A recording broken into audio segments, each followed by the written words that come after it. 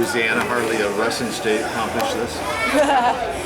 Wrestling the Gators, man. That's what I do. No, I'm just messing with you. I know. Go ahead. I don't know. I think it just took a lot of perseverance and a lot of will and the will to fight. The will to win, yes, but also the will to stick with it. And I think that's what a lot of young female wrestlers need to know. That if you stick with it, you can do anything you want to do. Even if you don't achieve your goals, you become the best person you can be. And hopefully that's what I'm becoming, and that's what I'd still like to become. So. Nette, from senior national team member to world team member, your first one. Tell us, what does this mean to you and to your career?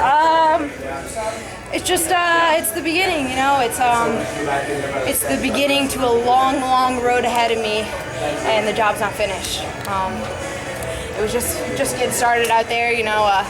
That was me, like, working through my anxiety, quit wrestling in that match, but I'm not gonna say it means everything, but it sure as hell means a lot, because I know losing and winning aren't everything, but when you lose, it sure as hell feels like you lost everything. So. Talk a little bit more about that, working through anxiety. Is that something you've dealt with your career, or just going into Final X? Whole career, for sure. Even going into Final X, you know. This last match, I was like, all right, I'm not going to come out guns blazing because I'm going to wear myself out like I did the first match. And I didn't do that, but at the same time, I quit wrestling. So working through those nerves is just, I don't know, it's a practice. It's a mindset practice, you know. It's like taking a switch and flipping it on. And I don't know, telling yourself that you're doing what you love. Go have fun while you're doing it. So. Is that something that you just kind of work on through yourself, or do your coaches kind of help you get through that, flip that switch like you said? Definitely it's a me thing, but my coaches help. You know, the first match was winning 9-1, and I was like, I just want to go get a tech. I just want to tech her. Like I know I need to tech her, and I wanted to be like a 2-match tech series. And then I was talking to Bruce and Hodge and even Mark Perry, who's my ex-coach, who's still really great to me. They were just like, if the tech comes, it comes. Just wrestle. I'm like, okay, fine. Even though I didn't want to wrestle 6 minutes, I was like, fine. I'll just go out there and wrestle. So just telling myself that, but also I have people around me to sit here and remind me, like, smack me around a little bit and snap me back into reality.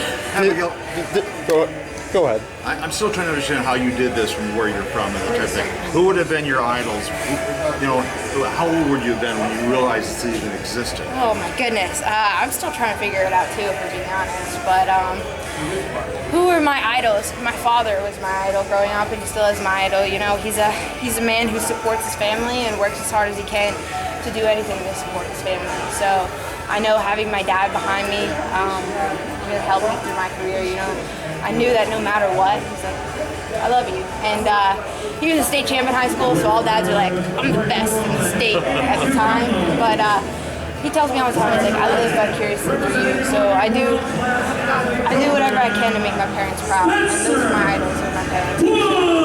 I mean, so it's not only it's your first world team, but it's also the second world team appearance for the Army today. With Jesse winning and you winning, with Jesse and you winning, what does that say about that program? Oh man, it's a great program. I think everyone should join. But we got a bunch of hammers out there, and Jenna's gonna go make the world team, and then we got a couple other people going to make the world team, and then in New York, we still got basically the whole Greco team in New York. So it's a good thing to be in a room full of great energy, to be in a room full of winners.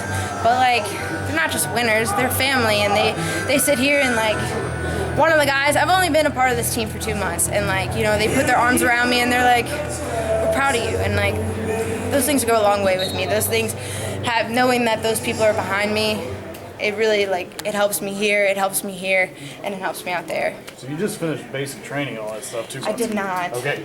No, I'm kidding. It's not hush hush.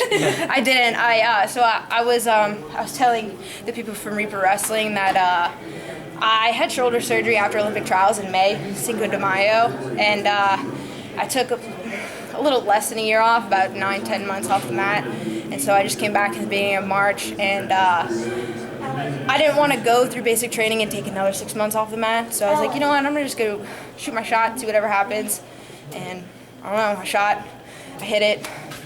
dropped in bed, so I don't know. We're gonna go shoot our shots at World now, and then basic training. You go through all that and then go back to basic. Yeah. So are you nervous about that at all, or is it a little different than wrestling? I am. I'm more so nervous, like getting fat. I know that basic training, you know, I'm sure it's tough, but you know, wrestling's tough, and going through basic training, I'm just gonna be sitting there twiddling my fingers, like, okay, when can I go back to wrestling again? So I'm excited for it, so I can officially be in, but at the same time, I want to push it back a little more. So you talked a little bit about Jenna, and you know, she got one more, but she might make another world team and world medals and everything. Is she kind of like took a leadership role with you? Oh, absolutely, 100 times. You know, we go together most of the time. We haven't really been going together recently, but she kicks the dog beep out of me. And you know, there are times where if I score a takedown, I'm like, got that. But I don't know. She's also a person who can sit here and like beat my butt in wrestling and sit down and talk to me about it. You know, she's basically helping me become the next thing in the Army, and I really appreciate that. I really appreciate her and everything she does with me. I hope I could return the favor for her. I really hope so. You feel like that happens for you, you'll be able to kind of go through that process with the next person that comes in the world class? Maybe I'll take it a little lighter on this. No, I'm kidding.